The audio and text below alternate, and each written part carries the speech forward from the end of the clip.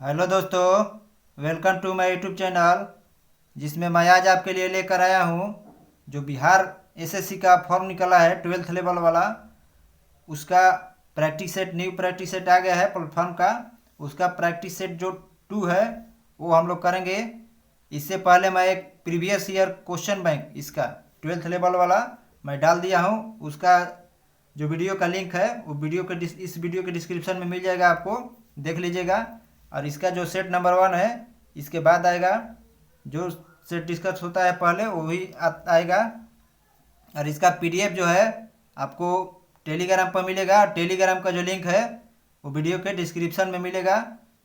और आपसे एक रिक्वेस्ट है कि आप लोग वीडियो देखते हैं लेकिन चैनल को सब्सक्राइब नहीं करते हैं, तो थोड़ा सब्सक्राइब कर दीजिए ताकि मुझे भी एक हेल्प हो सके। और वीडियो का जो क्वेश्चन का डिस्कशन होता है वो अच्छा से ध्यान दे से सुनिए, ताकि जो उसका डिस्क्रिप्शन है एक क्वेश्चन का, उसका मैं सभी क्वेश्चन बताता हूँ उससे रिलेटेड, वो भी ध्यान से सुनिए। तो आइए हम लोग देखते हैं। और ये हमारा चैनल का लोगो है, यहाँ जाकर सब्सक्राइब कर दीजिएगा। तो आज का ज़्यादा, आज तो क्वेश्चन भी ज़्यादा है, 75 क्वेश्चन रहेगा जीके का। उसको हम लोग सॉल्व करेंगे, थोड़ा टाइम लगेगा। आइए देखते हैं कि फर्स्ट क्वेश्चन क्या है।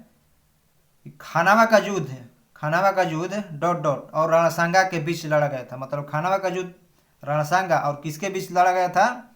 तो खानावा का युद्ध बाबर और रणसांगा के बीच लड़ा गया था। बाबर आक्रमण किया था भारत पर और लड़ा था कब? किसके साथ? रणसांगा के साथ। और खानावा का जो युद्ध हुआ था कब हुआ था? तब 1527 में हुआ था। कब? 1527 में खानावा का युद्ध हुआ था। और बाबर पहली बार भारत पर आक्रमण जो किया वो कौन युद्ध में किया था? तब पानीपत का प्रथम युद्ध। कौन युद्ध में? पानीपत का प्रथम युद्ध। तो पानीपत का प्रथम युद्ध किसके बीच हुआ था? कब हुआ था? तब पहले 1526 में हुआ था। बाबर और इब्राहिम लोदी के बीच हुआ था, जिसमें बाबर की जीत हुई थी और इब्राहिम लोदी की हार हुई थी। इब्राहिम लोदी जो था, लोदी वंश का, दिल्ली सल्तनत का जो लोदी वंश है उसका अंतिम शासक कौन था? तो इब्राहिम लोदी ही था। और उसके बाद खानावा का युद्ध हुआ 1527 में बाबर और रणसांगा के बीच। और उसके बाद चंदेरी का युद्ध हुआ। चंदेरी का युद्ध कब हुआ? तब 1528 में। कब? चंदेरी का युद्ध 1528 में हुआ। ये हुआ बाबर और मेदिनी राय के बीच, जिसमें भी बाबर की जीत हुई थी। और मेदिनी राय, ये तो चंदेरी का युद्ध हो गया। इसके बाद 1529 में बाबर ने फिर एक लड़ाई लड़ा, जिसको क्या कहा जाता है? 1529 में जो लड़ाई हुआ उसको बोला जाता है घाघरा का युद्ध। घाघरा का युद्ध कब हुआ था? तब 1529 में। यह हुआ था महमूद लोदी और बाबर के बीच हुआ था, जिसमें भी बाबर की जीत हुई थी। 1529 में घाघरा का युद्ध हुआ और 1530 में बाबर की मृत्यु भी हो गई। तो इसको अगर ट्रिक से याद करिएगा तो इसका ट्रिक है कि 1526 में पानीपत का युद्ध हुआ था। तब ट्रिक ध्यान से सुनिएगा, ट्रिक क्या है? तो पानी पियो, पानी पियो, पानी पियो, खाना खाओ, चाय पियो, घर जाओ, मर जाओ। तो पानी पियो से पानीपत का प्रथम युद्ध 1526, खाना खाओ से खानावा का युद्ध 1527, चाय पियो से चंदेरी का युद्ध 1528, और घर जाओ से घाघरा का युद्ध 1529, अब मर जाओ से 1530 में मर गया। तो ये ट्रिक लिख लीजिएगा कहीं, ताकि आपको आगे चल के काम दे। आइए नेक्स्ट अब क्वेश्चन देखते हैं हम। औरंगजेब ने किस अवधि के दौरान, मतलब डॉट डॉट की अवधि के दौरान मुगल साम्राज्य पर शासन किया? जो औरंगजेब का शासनकाल था वो कब से कब तक था? तो औरंगजेब का जो शासनकाल था वो 1658 से 1707 ईस्वी तक औरंगजेब ने शासन किया था। और मुगल वंश का यह एकमात्र शासक था जिसका 2 बार राज्याभिषेक हुआ था। कब कब? तो एक बार हुआ था 1658 में इसका राज्याभिषेक हुआ, और दूसरी बार हुआ 1659 में। 2 बार इसका राज्याभिषेक हुआ था। किसका? तो औरंगजेब का। इसका जन्म कहाँ हुआ था? तो गुजरात में हुआ था। और इसके गुरु कौन थे? तो मीर मुहम्मद हमीद थे। कौन? मीर मुहम्मद हकीम। मीर मुहम्मद हकीम इसके गुरु थे।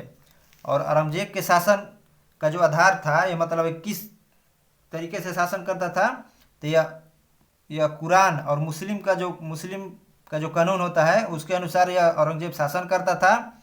और इसके द्वारा जो काम किया गया है, मतलब क्या क्या किया है, तो सिक्कों पर कलमा खुदवाया था, नवरेह त्यौहार मनाना शुरू किया था।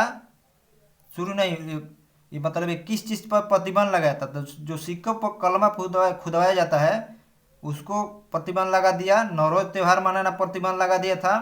झरोखा दर्शन प्रतिबंध लगा दिया। उसके बाद गाना बजाना, तुलादान, भांग की खेती आदि पर सभी पर ये प्रतिबंध लगा दिया था। और यहाँ पर अगर आप मुगल शासक के बारे में जानेंगे कि मुगल शासक कौन कौन थे, तो आइए उसको मैं बता देता हूँ कि मुगल शासक कौन कौन थे। तो उसका आपको ट्रिक क्या है, तो ट्रिक ट्रिक से जान लीजिए और लिख लीजिएगा ताकि आपको हमेशा के लिए याद रहे। थोड़ा टाइम लगेगा लेकिन देखिए मैं बता रहा हूँ कि बाहों में आजा शाहजहां, क्या है, बाहों में आजा शाहजहां के पुत्र औरंगजेब। क्या ट्रिक है, बाहों में आजा शाहजहां के पुत्र औरंगजेब। औरंगजेब हो जाएगा तब बाहों में से बाबर। बाबर पहला शासक था मुगल वंश का जिसका कार्यकाल कब से कब था, तो 1526 से 1530 से। उसके बाद बाहो हब से ह से हुमायूं। हुमायूं का कार्यकाल कब से कब था, तो हुमायूं 2 बार शासन किया था। एक पहला बार शासन किया था 1530 से 1540 तक, और उसके बाद शेरशाह सूरी ने आक्रमण करके इसको भगा दिया था। तो उसके बाद फिर से हुमायूं लड़ा और लड़कर अपने शासन किया। तो उस दूसरी बार शासन कब से कब किया था, तब 1555 से 1556। उसके बाद इसकी मृत्यु हो गई थी। अब तो बा से बाबर, बाहू हो से हुमायूं, आजा से हो जाएगा अकबर। आज से क्या हो जाएगा, आज इसमें आजा में आज से हो जाएगा अकबर। अकबर का शासनकाल कब से कब था, तो 1556 से 1605 तक था। तो जा से जहांगीर हो जाएगा 1605 से 1627 हो जाएगा जहांगीर का शासनकाल। और उसके बाद शाहजहां है, तो शाहजहां का कार्यकाल कब से कब था, तो 1628 से 1658 था। और उसके बाद औरंगजेब है, औरंगजेब अंतिम मुगल शासक था। तो ये इसका कार्यकाल कब से कब था, तो 1658 से 1707 तक इसका कार्यकाल था। जो मुगल वंश का मतलब महत्वपूर्ण शासकों में औरंगजेब अंतिम था। इसके बाद जो शासक हुए वो अच्छे शासक नहीं थे। तो इसका ट्रिक याद रखिएगा कि बाहों में आजा शाहजहां के पुत्र औरंगजेब। ये नेक्स्ट देखते हैं हम, यूएस का राष्ट्रीय खेल क्या है। यूएस का राष्ट्रीय खेल क्या है, तो बेसबॉल है। क्या है खेल, बेसबॉल है। बेसबॉल पहली बार मतलब किस देश में खेला गया था, तो पहली बार इसको इंग्लैंड में 1846 में खेला गया था। और इसमें जो स्कॉटलैंड का राष्ट्रीय खेल क्या होता है, तो रग्बी फुटबॉल है। और इसमें बास्केटबॉल है, ऑप्शन सी में बास्केटबॉल है। तो हमारे देश के किस राज्य का राष्ट्रीय खेल, देश का किस राज्य का जो खेल है राजकीय खेल वो बास्केटबॉल है, तो राजस्थान का राजकीय खेल बास्केटबॉल है। नेक्स्ट देखते हैं हम, भारतीय संविधान के निम्नलिखित अनुच्छेदों में से कौन सा राष्ट्रीय अनुसूचित जाति आयोग से संबंधित है। अनुसूचित जाति आयोग से संबंधित कौन है, तो ये 338 है। अगर 338 में सिर्फ ए लग जाएगा तो वो हो जाएगा अनुसूचित जनजाति आयोग। अनुसूचित जाति का रहेगा तो 38 के में अनुसूचित जनजाति हो जाएगा। और जो ये इसी में जो 338 है, एक है 338 के बी। क्या है, 338 के बी है। तो 338 के बी में क्या इसके बारे में है, तो 338 के बी में जो ओबीसी है मतलब पिछड़ा वर्ग उसके बारे में चर्चा है। और जो ओबीसी को दर्जा दिया गया था किस संशोधन के तहत दिया गया था, तो 102वां संविधान संशोधन के तहत 2018 में संवैधानिक दर्जा मिला था। और इसको 338 के बी में शामिल किया गया है। और एक क्वेश्चन आता है कि राष्ट्रीय जो पिछड़ा आयोग है, राष्ट्रीय पिछड़ा वर्ग आयोग है, उसका गठन कब किया गया था, तो उसका गठन आपको किया गया था 1993 में। और जो ये अनुसूचित जाति और अनुसूचित जो जनजाति आयोग है, इसको पहली बार किस संविधान संशोधन द्वारा लाया गया था, तो 65वां संविधान संशोधन 1990 द्वारा एक ही साथ लाया गया था। परंतु फिर 89वां संविधान संशोधन 2003 द्वारा इनको अलग अलग कर दिया गया, अनुसूचित जाति को अलग कर दिया गया और अनुसूचित जनजाति को अलग कर दिया गया। ये नेक्स्ट देखते हैं हम, भारत की आकस्मिक निधि का संरक्षक कौन होता है? तो आकस्मिक निधि का भारत का संरक्षक ये कौन होता है? तो ये होता है राष्ट्रपति हमारे। आकस्मिक निधि क्या होता है कि इसमें पैसा रहता है, अगर देश पर कोई संकट आता है तो उस वक्त इसमें से धन निकाला जाता है। तो पहले जो आकस्मिक निधि था उसमें कितना धन रखना था? तो पहले था कि सरकार को मतलब 500 करोड़ धन रखना है, लेकिन जब से बीजेपी की सरकार आई है तो इन्होंने 2021-22 में संशोधन करके 21-22 में संशोधन करके इसमें कितना धन रखने को लागू कर दिया है? तो 30,000 करोड़। कितना? पहले 500 करोड़ था, लेकिन अब इन्होंने संशोधन करके 30,000 करोड़ कर रख दिया है कि मतलब 30,000 करोड़ आपको आकस्मिक निधि में हमेशा धन रहेगा, ताकि देश में संकट आए तो काम करे। और जो आकस्मिक निधि है यह किस आर्टिकल में है? पूछेगा किस आर्टिकल में है, तो यह 267 में है। किस में है? 267 में है। नेक्स्ट देखते हैं हम, भारतीय राष्ट्रीय कांग्रेस का लाहौर अधिवेशन कब आयोजित किया गया था? जहां बैठक में उपस्थित सभी ने 26 जनवरी को स्वतंत्रता दिवस के रूप में मनाने का संकल्प लिया था। तो 31 दिसंबर 1929 को आयोजन किया गया था। इसमें क्या, इसके 21 दिसंबर 1929 को आयोजन हुआ था। इसमें निर्णय लिया गया था कि 26 जनवरी 1930 को संपूर्ण भारत में सर्वप्रथम स्वाधीनता दिवस मनाया जाएगा। कब? तो 26 जनवरी 1930 को स्वाधीनता दिवस मनाया जाएगा, इसका निर्णय लिया गया था। और जो 1929 का लाहौर अधिवेशन हुआ था उसकी अध्यक्षता कौन किए थे? कांग्रेस का जो 1929 का लाहौर अधिवेशन की अध्यक्षता कौन किए थे? तो पंडित जवाहरलाल नेहरू ने किए थे। किसने? जवाहरलाल नेहरू ने किए थे। और जो 1929 का अधिवेशन हुआ था उसमें पूर्ण स्वराज का दर्जा का मतलब प्रस्ताव पारित किया गया था कि मतलब पूर्ण स्वराज अब भारत में लागू होगा, अब अंग्रेजों का शासन नहीं चलेगा, उसी वक्त लागू हुआ था। और इसी में ही जो 31 दिसंबर 1929 को मध्यरात्रि के रावी नदी के तट पर कांग्रेस के जो अध्यक्ष थे पंडित जवाहरलाल नेहरू, उन्होंने भारतीय स्वतंत्रता का प्रतीक तिरंगा झंडा और पूर्ण स्वराज तथा वंदे मातरम और इंकलाब जिंदाबाद के नारे के बीच झंडा फहराया था। तो पहली बार झंडा कब फहरा था? तो 31 दिसंबर 1929 को ही फहरा था।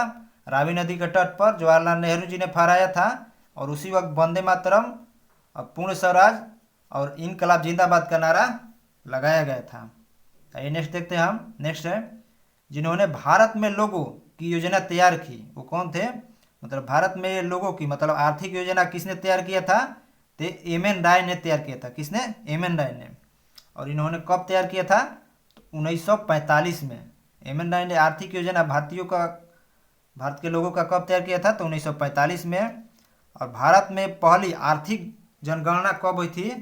तो पहली अगर आर्थिक जनगणना पूछेगा तो ये हुआ था 1977 में। कब हुआ था? 1977 में। और जो राष्ट्रीय एक होता है क्वेश्चन आता है कि राष्ट्रीय नियोजन समिति का गठन कब हुआ था? तो राष्ट्रीय नियोजन समिति का गठन आपको 1938 में हुआ था। कब? 1938 में हुआ था। किसके द्वारा? तो जवाहरलाल नेहरू जी द्वारा हुआ था।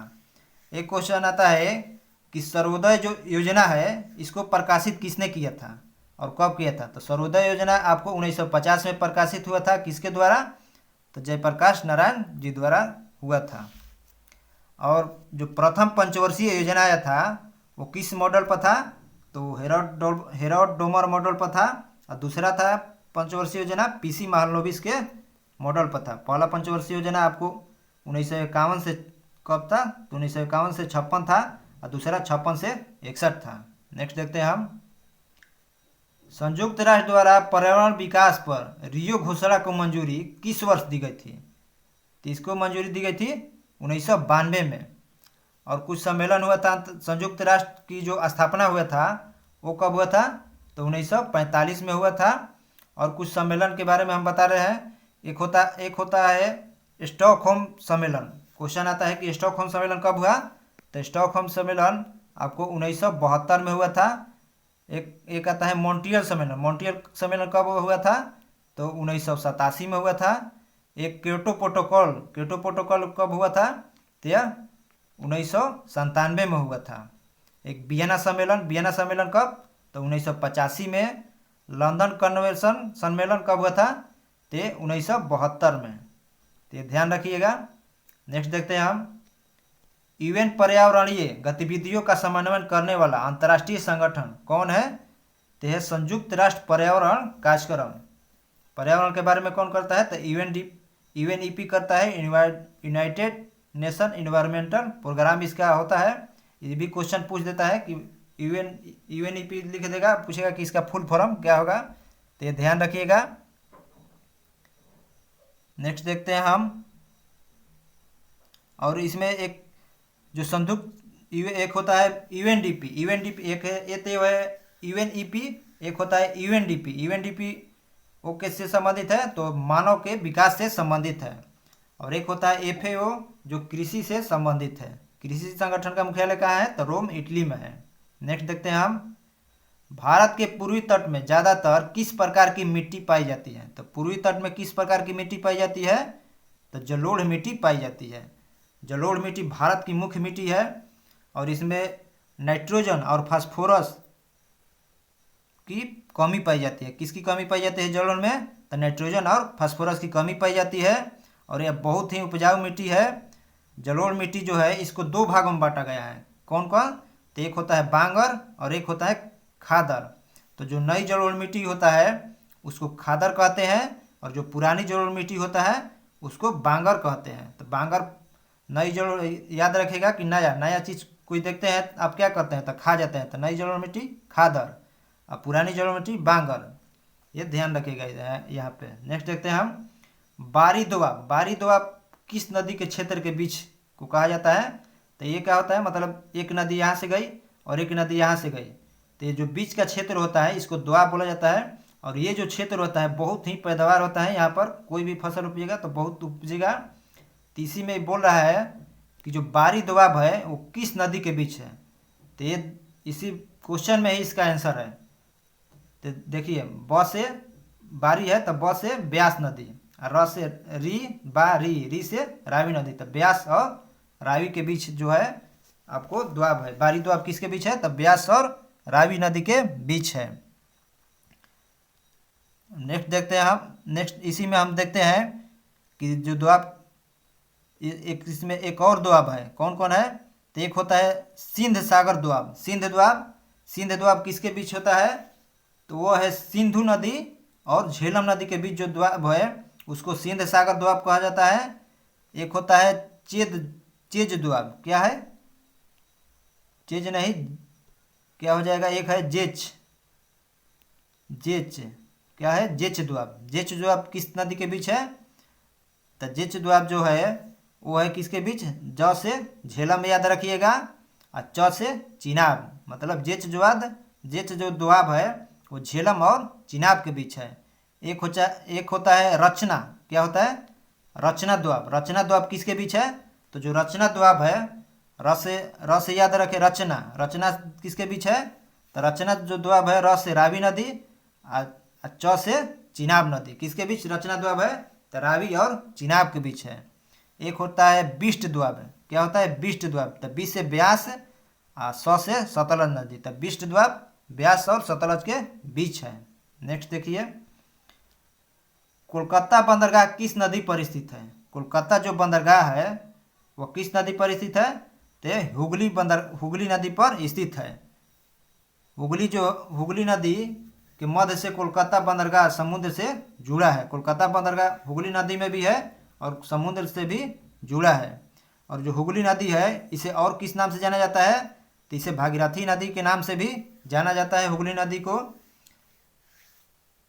और हुगली नदी पर कौन कौन सा शहर है? तो हुगली नदी पर एक मुर्शिदाबाद है, कोलकाता है और हावड़ा है। 3 नगर बसा है हुगली नदी पर। कौन कौन? मुर्शिदाबाद, कोलकाता और हावड़ा। और जो प्राचीन काल में जो पूर्वी तट का जो बंदरगाह होता था उसे क्या कहा जाता था? तो उसे ताम्रलिप्ति बंदरगाह कहा जाता था। और जो भारत का सबसे अधिक प्रांगण वाला बंदरगाह कौन है? मतलब सबसे बड़ा वहाँ पर कौन बंदरगाह है? तो कोची बंदरगाह है प्रांगण वाला। कौन है? प्रांगण वाला, ये ध्यान रखिएगा। और सबसे गहरा बंदरगाह कौन है? तो गहरा बंदरगाह हो जाएगा विशाखापट्टनम। और सबसे भारत का जो ज्वारीय बंदरगाह है वो कौन है? तो कांडला बंदरगाह है जो गुजरात में स्थित है। नेक्स्ट देखते हैं हम, इनमें से कौन सा भारतीय राज्य शीर्ष 5 वन आच्छादित प्रदेशों में शामिल नहीं है? तो कौन इसमें शामिल नहीं है? तो पंजाब जो है ये शामिल नहीं है, क्योंकि पंजाब में अधिकतर वन नहीं पाया जाता है। और जो शीर्ष 5 राज्य वन आच्छादित है वो कौन कौन है? तो फर्स्ट पर है कौन? मिजोरम है। परसेंटेज में पूछेगा तो फर्स्ट में मिजोरम है। मिजोरम, अरुणाचल प्रदेश, मेघालय, मणिपुर और नागालैंड है। और अगर क्षेत्र में पूछेगा तो क्षेत्रफल में अधिकतर कौन है? तो मध्य प्रदेश में है। क्षेत्रफल में अधिकतर वन मध्य प्रदेश, उसके बाद अरुणाचल प्रदेश, छत्तीसगढ़, उड़ीसा और महाराष्ट्र है। तो क्षेत्रफल में अधिकतर पूछेगा तो मध्य प्रदेश, और परसेंटेज में पूछेगा अधिकतर तो मिजोरम में वन पाया जाता है। नेक्स्ट देखते हैं हम, सिंधु और गंगा नदी प्रणालियों के बीच जल विभाजक कौन करता है? तो सिंधु और गंगा नदी के बीच जल विभाजक का कार्य कौन करता है? तो जो अंबाला शहर है वो करता है। और सिंधु नदी जो है वो कहाँ से निकलती है? तो तिब्बत के मानसरोवर झील के निकट जो बोखुरचू हिमानी है वहाँ से निकलता है। कौन हिमानी? तो बोखुरचू हिमानी है। और सिंधु जो नदी है इसमें कौन कौन सी नदियाँ मिलती है? तो झेलम, चिनाब, रावी, ब्यास और सतलज नदियाँ इसमें मिलती है सिंधु में। और गंगा नदी जो है वो कहाँ से निकलती है? तो गंगा नदी गंगोत्री हिमनद से निकलती है, भागीरथी के नाम से निकलती है। और उसके बाद देवप्रयाग में आकर यहाँ से इसको गंगा नाम दिया गया है। और भागीरथी जो गंगा देवप्रयाग में नाम दिया गया है वहाँ पर कौन कौन सी धाराओं का मिलन होता है? तो एक तो हो जाता है भागीरथी और एक होता है अलकनंदा नदी। नेक्स्ट देखते हैं हम, निम्न में से कौन सा त्यौहार असम में मनाया जाता है? असम में कौन सा त्यौहार मनाया जाता है? तो रोंगकर मनाया जाता है। कौन? रोंगकर असम में त्यौहार मनाया जाता है। और एक होता है नोकरेक त्यौहार। नोकरेक त्यौहार कहाँ मनाया जाता है? तो नोकरेक मेघालय में मनाया जाता है। एक चिरोबा त्यौहार है। चिरोबा कहाँ मनाया जाता है? तो मणिपुर में मनाया जाता है। अब नेक्स्ट देखते हैं हम, नेक्स्ट यहाँ पर अब रीजनिंग शुरू हो गया। तो रीजनिंग में क्या है कि रेडियो में आवाज़ आता है, तो टेलीविज़न में क्या दिखाया जाता है? तो टेलीविज़न में चित्र दिखाया जाएगा, मतलब टीवी में चित्र दिखाई देगा।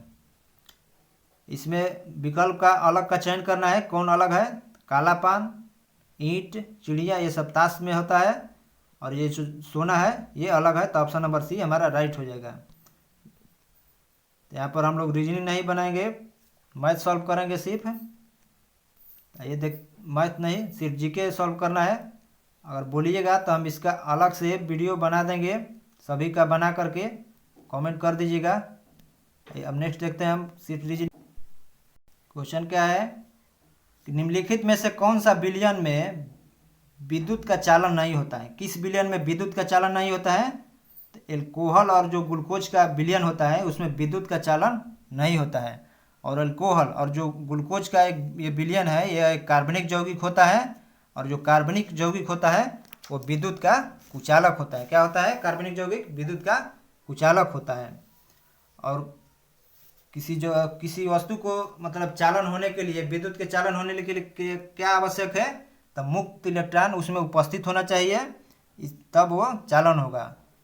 और जो अम्ल है, अम्ल क्यों सुचालक होता है बिजली का, मतलब विद्युत का चालक क्यों अम्ल होता है? तो क्योंकि वो H+ आयन त्याग करता है। कौन? H+ आयन त्याग करता है। और क्षार जो है वो भी विद्युत का सुचालक है। वो क्यों है? तो वो H- आयन का त्याग करता है, इसीलिए क्षार भी यह क्या होता है? तो यह विद्युत का सुचालक होता है। और जब कोई जो परमाणु है, मतलब कोई जैसे मान लीजिए सोडियम का Na होता है, तो अगर Na+ हो जाएगा, मतलब एक का त्याग किया तो ये क्या होगा? त्याग करने के बाद ये धनायन होता है। और किसी परमाणु संख्या को लेगा तो यह क्या होगा? ऋणायन होगा।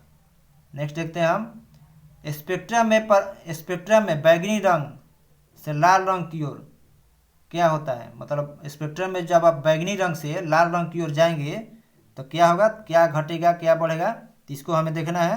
तो इसमें विचलन जो है वो घटता है और अपवर्तनांक भी घटता है, क्योंकि आप सुने होंगे कि लाल रंग का जो तरंगदैर्ध्य है वो अधिकतम होता है और अपवर्तनांक कम होता है।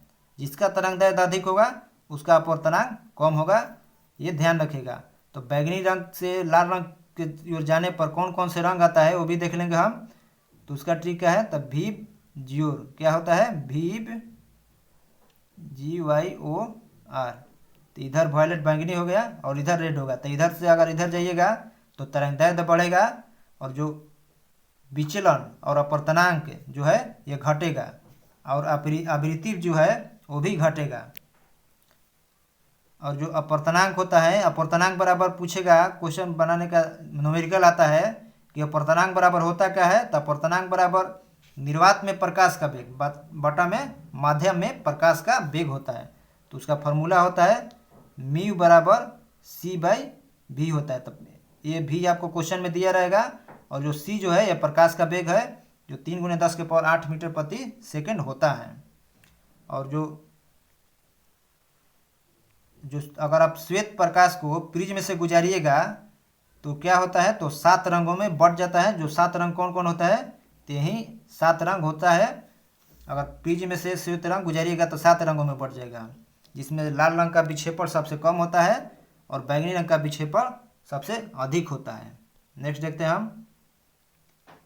कोई कार किसी समतल सड़क पर त्वरित होकर अपने आरंभिक वेग का 4 गुना वेग प्राप्त कर लेती है। तो इस प्रक्रिया में कार्य की स्थितिज ऊर्जा क्या होगा, तो स्थितिज ऊर्जा जो है उसमें कोई परिवर्तन नहीं होगा, स्थितिज ऊर्जा में कोई परिवर्तन नहीं होगा। और जो वेग है उसका जो वेग क्या हो जाएगा, वेग तो 4 कितना गुना है, 4 गुना है।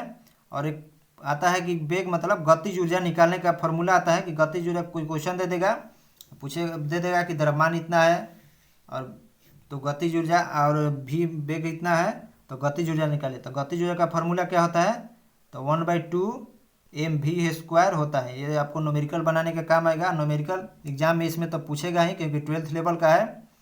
और एक गतिज ऊर्जा का एक और फार्मूला होता है, वो संवेग के फॉर्म में होता है, तो वो होता है p² बटा में 2m। गतिज ऊर्जा पूछेगा उसमें संवेग दिया रहेगा आपको और द्रव्यमान दिया रहेगा, इसमें द्रव्यमान और वेग दिया रहेगा।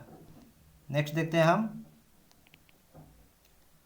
2 ओम तथा 4 ओम प्रतिरोध के 2 प्रतिरोधकों को किसी बैटरी से संयोजित कर यदि ये प्रतिरोधक करने पर ये प्रतिरोधक क्या होगा, तो ये श्रेणी क्रम में संयोजित हो तो इनमें समान धारा प्रवाहित होगा। श्रेणी क्रम में जब रहेगा तो समान धारा प्रवाहित होगा।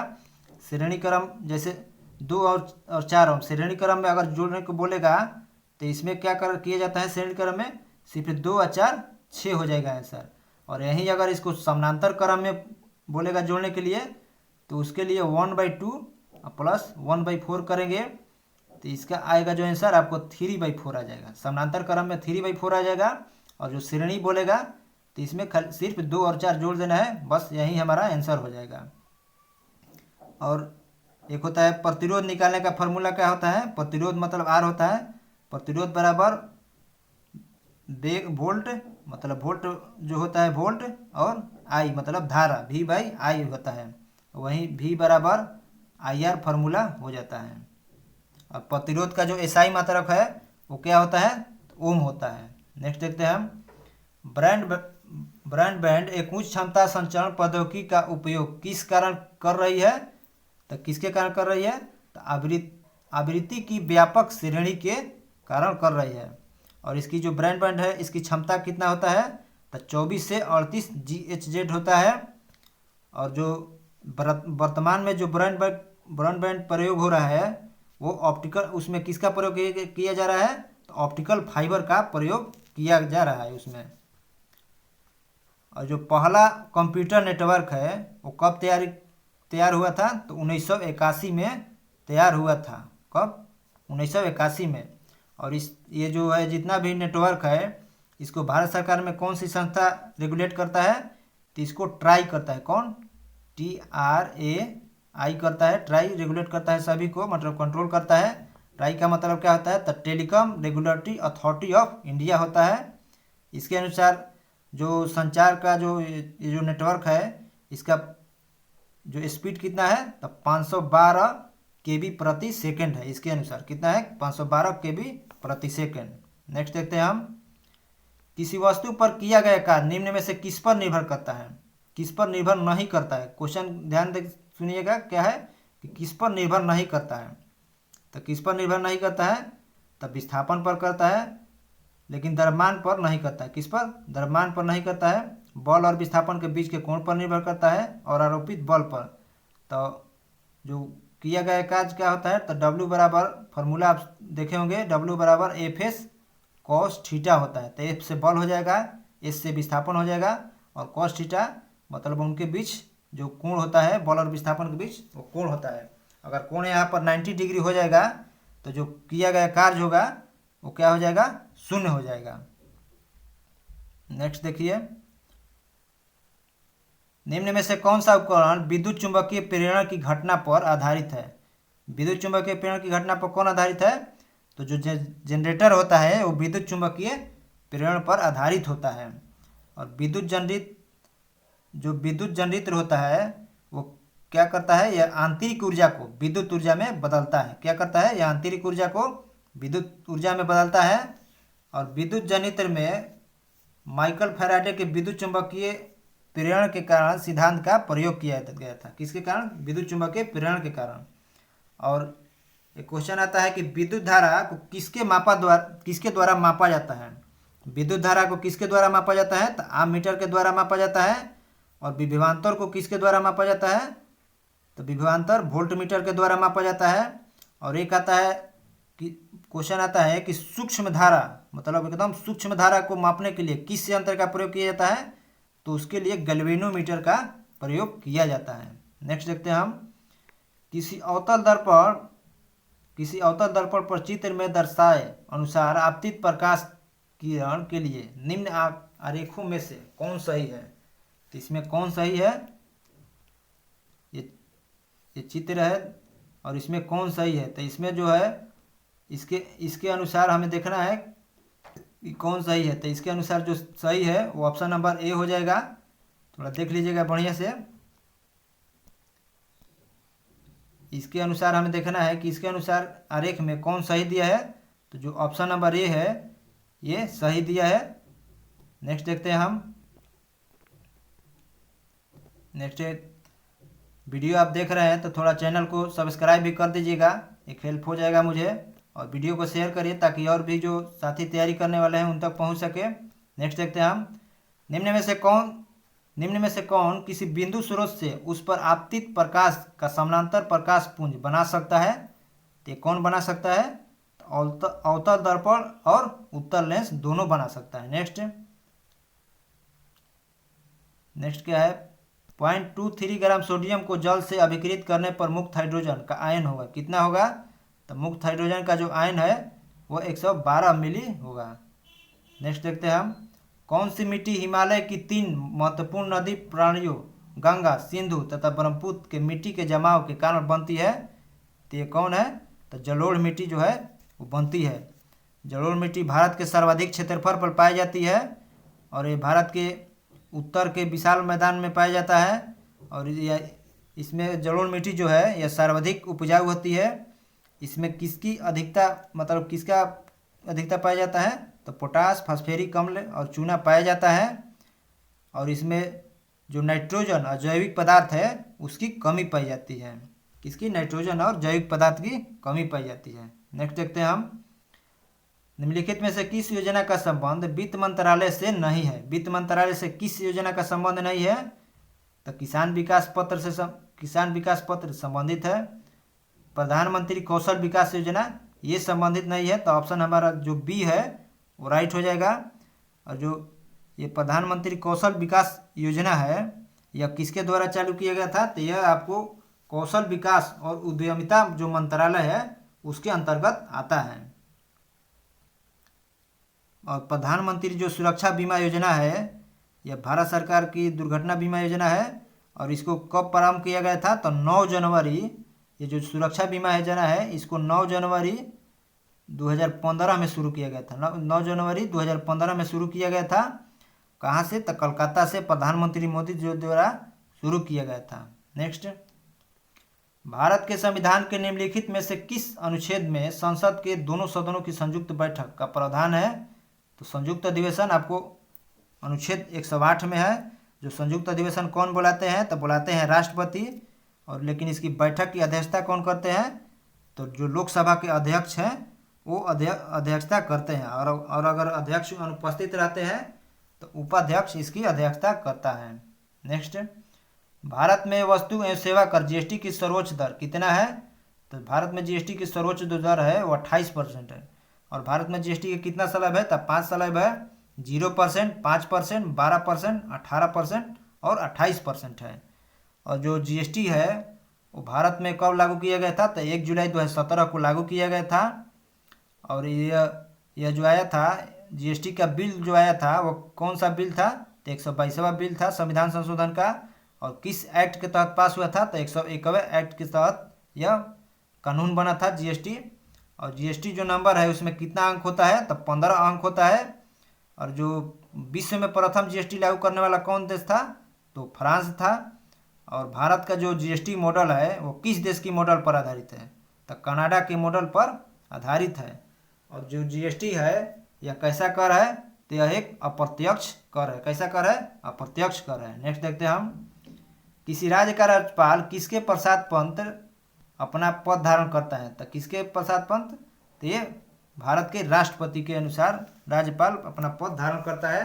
और किस अनुच्छेद के तहत? तो अनुच्छेद 155 के तहत राज्यपाल की नियुक्ति होती है। और जो 153 है उसमें यह कहा गया है कि प्रत्येक राज्यों में एक राज्यपाल होगा। लेकिन इसको 7वां संविधान संशोधन 1956 के तहत यह कहा गया कि एक राज्यपाल 2 राज्यों का राज्यपाल हो सकता है। और इसकी नियुक्ति तो कौन करते हैं? तो राष्ट्रपति करते हैं। और जो राज्यपाल होते हैं वो राज्य की कार्यकारी प्रमुख होता है। राज्य का कार्यकारी प्रमुख कौन होता है? तो राज्यपाल होता है। नेक्स्ट देखते हैं हम, नकटी डैम पक्षी अभ्यारण्य बिहार के किस जिला में है? नकटी डैम पक्षी अभ्यारण्य बिहार के किस जिला में है? तो जमुई जिला में है। कहाँ पर? जमुई जिला में है। इसकी स्थापना कब हुआ था? तो 1987 में हुआ था। कब? 1987 में हुआ था। और जो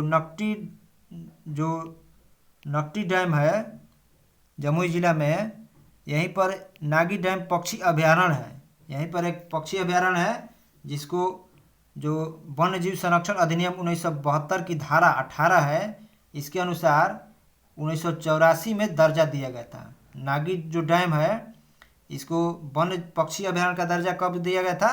तो 1984 में। नेक्स्ट देखते हैं हम, बिहार विधानसभा के प्रथम उपाध्यक्ष कौन थे? प्रथम उपाध्यक्ष कौन थे? तो श्री अब्दुल बारी थे। कौन थे? प्रथम उपाध्यक्ष श्री अब्दुल बारी थे। और प्रथम अध्यक्ष पूछेगा वो कौन थे? तो वो थे राम दयालु सिंह, बिहार विधानसभा के प्रथम अध्यक्ष थे। और ये जो उपाध्यक्ष बने थे ये कब, इनका कार्यकाल कब से कब था? तो 1937 से 1939 था। कब? 1937 से इनका 39 कार्यकाल था। नेक्स्ट देखते हैं हम, क्रांतिकारी संगठन आजाद दस्ता का गठन निम्न में से किसके द्वारा किया गया था? आजाद दस्ता का गठन किसके द्वारा किया गया था? तो जयप्रकाश नारायण जी द्वारा किया गया था। और भारत छोड़ो आंदोलन के दौरान जयप्रकाश जो नारायण जी है ये कहाँ पर थे? तो ये हजारीबाग जेल में थे। और ये 9 नवंबर 1942 को जेल से फरार हो गए थे अपने साथियों के साथ। कौन? तो जयप्रकाश नारायण जी। नेक्स्ट देखते हैं हम, निम्नलिखित में से कौन सा राष्ट्र बिम्स्टेक का सदस्य, बिम्स्टेक जो संगठन है इसका सदस्य नहीं है? तो इसमें कौन सदस्य नहीं है? तो जो मालदीव है ये बिम्स्टेक का सदस्य नहीं है। बिम्स्टेक जो है इसका स्थापना कब हुआ था? तो 6 जून 1997 को इसका स्थापना हुआ था। कब? 6 जून 1997 को बिम्स्टेक का स्थापना हुआ था। ये बैंकॉक घोषणा पत्र के माध्यम से हुआ था इसका स्थापना। और जो बिम्स्टेक है इसमें म्यांमार जो है, म्यांमार देश, इसको कब शामिल किया गया है? तो म्यांमार को 1997 में शामिल किया गया है। और इसमें और 2 देश शामिल हुए हैं। कौन कौन? तो नेपाल और भूटान। नेपाल भूटान कब शामिल हुए हैं? तो वो 2004 में, नेपाल भूटान 2004 में शामिल हुए हैं। और जो बिम्स्टेक है, इसको पहले तो था, इसका नाम क्या था, बिस्टेक था। क्या नाम था?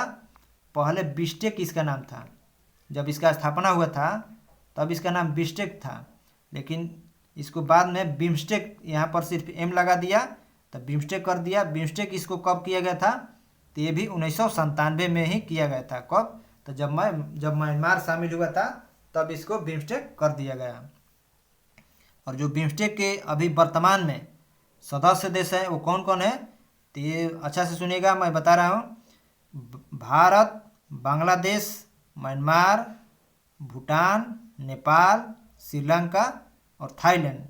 तो ये ध्यान रखिएगा कि भारत से सटे जितने कंट्री है उसमें सिर्फ आपको पाकिस्तान और चाइना को छोड़ देना है, और बाकी जो भारत से सटे कंट्री है वो स्थल रूप से सटे हैं वो हो जाएगा। और जल से सटे कौन कौन हो जाएगा?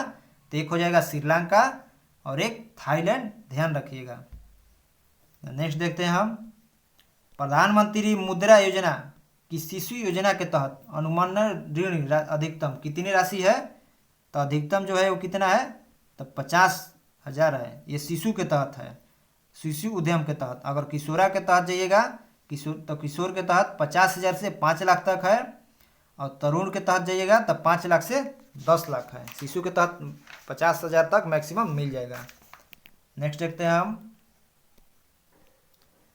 देश के सर्वोच्च नागरिक सम्मान पद्म पुरस्कार की शुरुआत निम्नलिखित में से किस वर्ष हुई थी? पद्म पुरस्कार की शुरुआत कब हुई थी? तो 1954 में हुई थी। और पद्म घोषणा जो है हर साल ये दिया जाता है। और इसको पहले तो पद्म पुरस्कार था, इसको 1955 में 3 भागों में विभाजित कर दिया गया। कौन कौन? तो एक हो गया पद्म विभूषण, एक हुआ पद्म भूषण और एक पद्म श्री। 3 भागों में इसको बांट दिया गया। और हाल ही में 2023 में पद्म पुरस्कार की घोषणा हुई है, उसमें कितने लोगों को मिला है? तो 106 लोगों को मिला है, जिसमें 6 पद्म विभूषण और 9 पद्म भूषण और 91 पद्म श्री मिला है। नेक्स्ट देखते हैं हम, निम्नलिखित में से किसने इन कस्टडी उपन्यास लिखा है? इन कस्टडी उपन्यास किसने लिखा है? तो इसको लिखा है किसने? तो अनीता देसाई जी ने लिखा है। नेक्स्ट, प्रख्यात संगीतकार अरविंद पारिख निम्नलिखित में से किस वाद्य यंत्र से संबंधित है? तो किससे संबंधित है? तो ये सितार वादन से संबंधित है। और इन्हें जो अरविंद पारिख है, इन्हें 2018 में भारत का तीसरा सर्वोच्च सम्मान है पद्म भूषण, ये दिया गया था। कब? तो 2018 में इन्हें दिया गया था। नेक्स्ट देखते हैं हम, निम्नलिखित में से किस राजवंश का शासनकाल को भारतीय इतिहास का स्वर्ण काल कहा जाता है?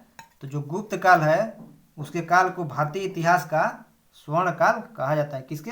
गुप्त काल को कहा जाता है। और गुप्त काल में ही सर्वप्रथम आपको जो क्या हुआ था, तब गुप्त जो शासक थे वो प्रथम बार मंदिरों एवं ब्राह्मणों को अधिक ग्राम अनुदान देने की प्रथा शुरुआत की थी। किसने? तो गुप्त वंश के शासकों ने। और गुर्जर प्रतिहार वंश का संस्थापक एक कौन था? तो गुर्जर प्रतिहार वंश का संस्थापक नागभट्ट प्रथम था। लोधी वंश का संस्थापक कौन था? तो बहलोल लोधी था। नेक्स्ट देखते हैं हम, वित्त विधेयक को प्रस्तुत करने के में कितने दिनों के भीतर संसद द्वारा पारित किया जाना चाहिए? तो कितने दिनों के भीतर? तो 75 दिनों के भीतर पारित किया जाना चाहिए। और जो वित्त विधेयक है इसकी प्रक्रिया किस अनुच्छेद में है? तो इसकी प्रक्रिया अनुच्छेद 117 में है। किसमें? अनुच्छेद 117 में है। और धन विधेयक के बारे में प्रक्रिया किस में है? तो धन विधेयक की प्रक्रिया 109 में है। और जो धन विधेयक है वो 110 में, धन विधेयक की प्रक्रिया 9 में और 110 में धन विधेयक। और जो वार्षिक वित्तीय विवरण आता है, बजट आता है, भारत सरकार द्वारा लाया जाता है, वो किस आर्टिकल में है? तो वो 112 में है। नेक्स्ट देखते हैं हम, 2011 की जनगणना के अनुसार भारत की साक्षरता दर कितना है? भारत की साक्षरता दर कितना है? तो 74.04 है। कितना है? 74.04 है। जिसमें पुरुष का अगर पूछेगा तो पुरुष का 82.14 है। और जो महिला का पूछेगा, महिला का कितना है? तो 64.46 है। ये महिला का है 2011 के अनुसार। और जो सबसे अधिक राज्यों में पूछेगा तो राज्यों में केरला है केरला कितना है तो 93.91 है। और उसके बाद सबसे अंत में पूछेगा कौन है तो बिहार है, जिसका कितना है तो 61.8 है, जो सबसे न्यूनतम साक्षरता दर है बिहार का। और सर्वाधिक केंद्र शासित प्रदेशों में पूछेगा कौन है तो केंद्र शासित प्रदेशों में आपको लक्षद्वीप है, जिसका कितना है तो 91.8 है। और उसके बाद न्यूनतम केंद्र शासित प्रदेश में पूछेगा तो दादर नगर हवेली है, वो कितना है तो 76.2 है। तो ये सब ध्यान रखिएगा, ये सब 2011 के अनुसार है। नेक्स्ट देखते हैं हम, कृष्णराज सागर बांध किस नदी पर बनाया गया है। तो कृष्णराज सागर जो बांध है इसको किस नदी पर बनाया गया है तो एक कावेरी नदी पर बनाया गया है। किस नदी पर, कावेरी नदी पर बनाया गया है। और ये कहाँ पर है तो ये कर्नाटक राज्य में स्थित है। और जो इसका निर्माण हुआ था कब तो कावेरी नदी पर 1932 में इसका निर्माण हुआ था। किसके द्वारा, इसके रचनाकार कौन थे तो एम विश्वेश्वरैया इसके रचनाकार थे। कौन थे, एम विश्वेश्वरैया। इससे लाभान्वित राज्य कौन होता है अधिकतर तो तमिलनाडु होता है। नेक्स्ट, लाइफ ऑफ पाई उपन्यास किस लेखिका लेखक द्वारा लिखा गया है तो यान मॉर्टेल द्वारा लिखा गया है। नेक्स्ट, भारत की संप्रभुता, एकता और अखंडता को बनाए रखना, उसकी रक्षा करना, यह क्या है तो एक मौलिक कर्तव्य है। मौलिक कर्तव्य किस में है तो भाग पूछेगा तो भाग 4 के क में है और अनुच्छेद 51 के क में है। मौलिक कर्तव्यों की संख्या कितना है तो मौलिक कर्तव्यों की संख्या 11 है। यह 42वां संविधान संशोधन 1976 के द्वारा लागू हुआ था। और एक है 86वां संविधान संशोधन 2002, उसके तहत क्या हुआ था तो उसके तहत 6 वर्ष से 14 वर्ष के बच्चों को निःशुल्क शिक्षा अनिवार्य किया गया था। जो मूल कर्तव्य है वो 11वें क्रम का यही है, 6 से 14 वर्ष के बच्चों को निःशुल्क शिक्षा। नेक्स्ट देखते हैं हम, नेक्स्ट है कि लॉर्ड चेम्सफोर्ड ने 1919 में जलियांवाला बाग की घटना की जांच के लिए किस समिति का गठन किया था तो ये हंटर समिति का, कौन, हंटर समिति का गठन किया था। एक हंटर कमीशन आया था जो शिक्षा से संबंधित था। ये हंटर समिति है ये भी, तो ये जलियांवाला बाग से संबंधित है। जलियांवाला बाग की घटना कब हुआ था तो 13 अप्रैल 1919 को हुआ था। कब, 13 अप्रैल 1919 को हुआ था। और इसमें जो रविन्द्रनाथ टैगोर है उन्होंने नाइट की उपाधि अपना त्याग दिया था। नेक्स्ट देखते हैं हम, कुन्ना निम्नलिखित में से किस देश की मुद्रा है। कुन्ना किस देश की मुद्रा है तो कुन्ना जो है वो क्रोएशिया की मुद्रा है। कहाँ की, क्रोएशिया की मुद्रा है। केन्या की मुद्रा क्या है तो सीलिंग है। और इसका है क्या, केन्या की मुद्रा क्या होगा तो सीलिंग हो जाएगा। और यूएई की मुद्रा क्या है तो दिरहम है। यूएई की मुद्रा क्या है, दिरहम है। और स्वीडन का मुद्रा क्या हो जाता है तो स्वीडन का कोरोना हो जाता है। अंगोला का मुद्रा क्वांजा और ऑस्ट्रिया की मुद्रा यूरो है। नेक्स्ट देखते हैं हम, लॉर्ड कर्जन द्वारा बंगाल विभाजन के निर्णय का वास्तविक कारण किसे माना जाता है तो किसे माना जाता है तब अंग्रेजों की फूट डालो और राज करो की नीति को माना जाता है। और बंगाल विभाजन कब हुआ था तो 9 जुलाई 1905 को इसकी घोषणा की गई थी। और यह प्रभावी हुआ था 16 अक्टूबर 1905 को प्रभावी हो गया था। नेक्स्ट देखते हैं हम, इनमें से कौन सा जलडमरू रूस और यूएसए के बीच है तो कौन सा है जलडमरू तो बेरिंग जो जलडमरू है रूस और यूएसए के बीच है। कौन है तो बेरिंग जलडमरू। और मलाक्का संधि किसके बीच है तो जावा सागर और सेलिबिस सागर के बीच है। और इंग्लैंड और फ्रांस के बीच कौन है तो डोवर जल संधि है। पाक जल संधि किसके बीच है तो पाक जल संधि पाक की खाड़ी और बंगाल की खाड़ी के बीच है। और एक है मैगलन जल संधि, वो है किसके बीच तो प्रशांत महासागर और अटलांटिक महासागर के बीच है। और अंतर्राष्ट्रीय जो तिथि रेखा है वो कहाँ से गुजरती है तो बेरिंग जल संधि से ही गुजरती है। नेक्स्ट देखते हैं हम, द्वीप समूह टिएरा डेल फुएगो किस महाद्वीप में स्थित है तो यह है दक्षिण अमेरिका में। नेक्स्ट, अफ्रीकी देश घाना की राजधानी कहाँ है। अफ्रीकी देश जो घाना है इसकी राजधानी कहाँ है तो घाना की राजधानी अकरा हो जाएगा। और जो अस्मारा है यह इरिट्रिया की राजधानी है। मपूतो मोजाम्बिक की राजधानी है।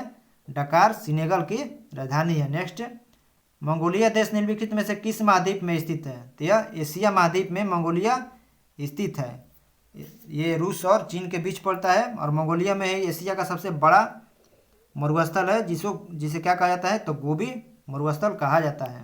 नेक्स्ट, बिहार पंचायती राज अधिनियम कब पारित हुआ था? तो बिहार पंचायती राज अधिनियम आपको 2006 में पारित हुआ था।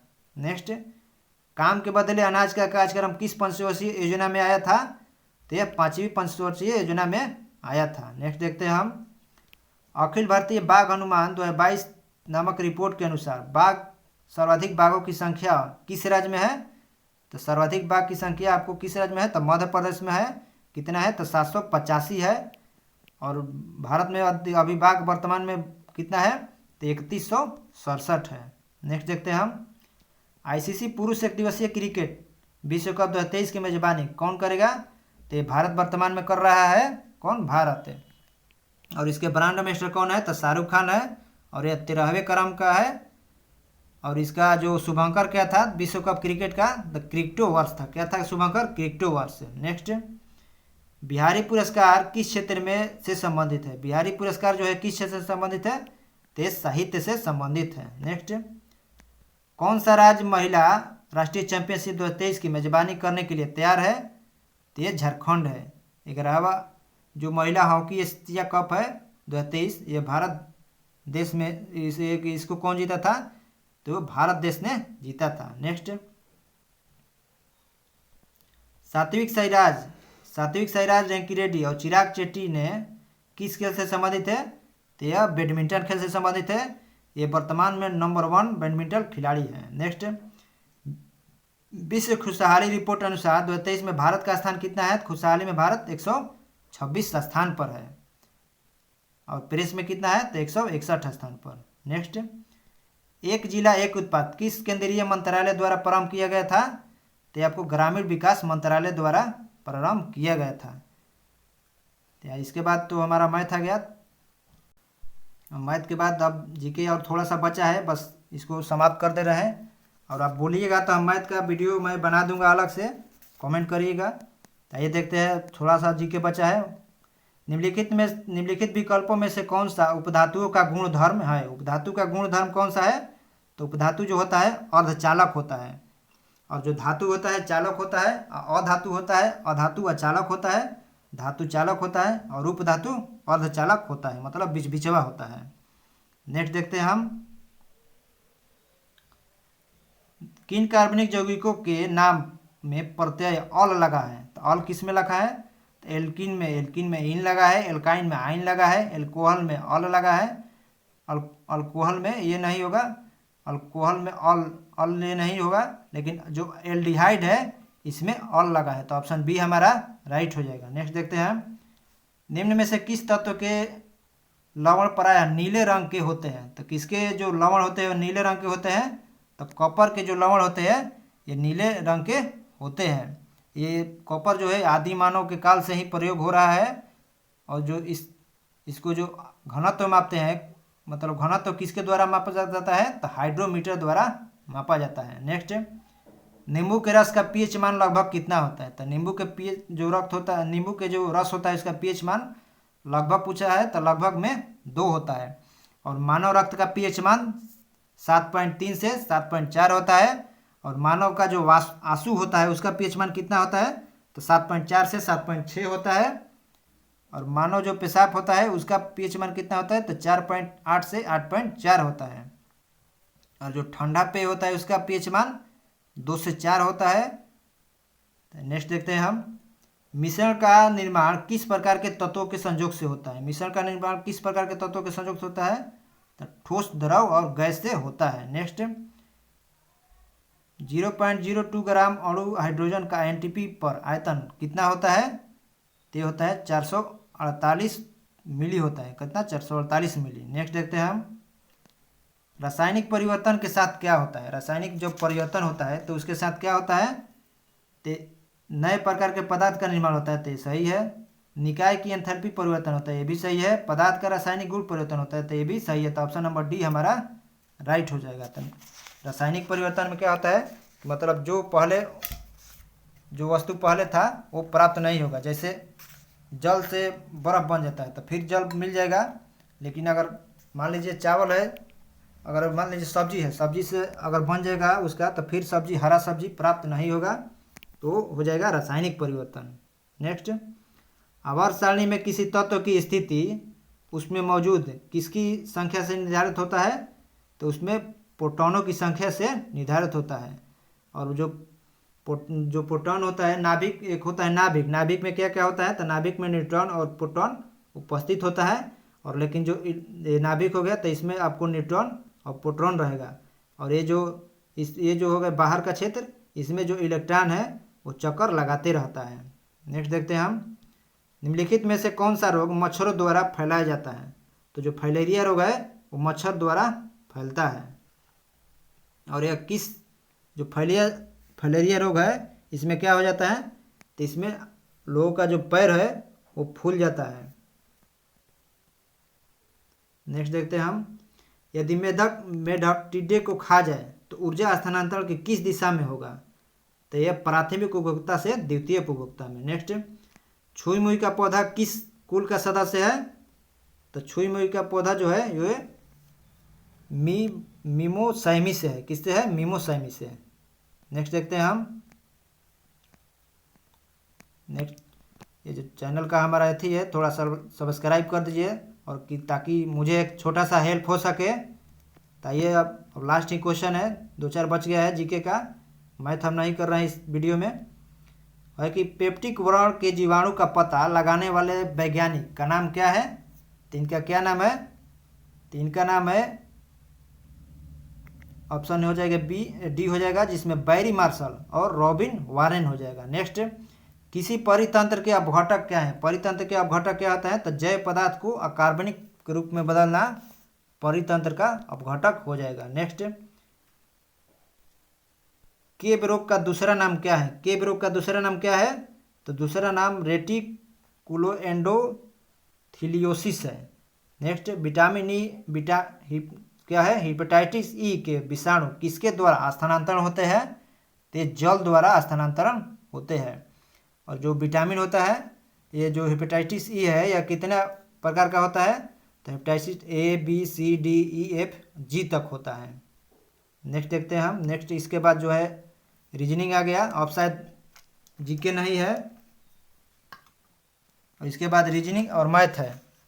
तो रीजनिंग मैथ है तो आप वीडियो के डिस्क्रिप्शन में जो टेलीग्राम का लिंक है वहाँ से आपको PDF मिल जाएगा, बना लीजिएगा और सॉल्व कर लीजिएगा।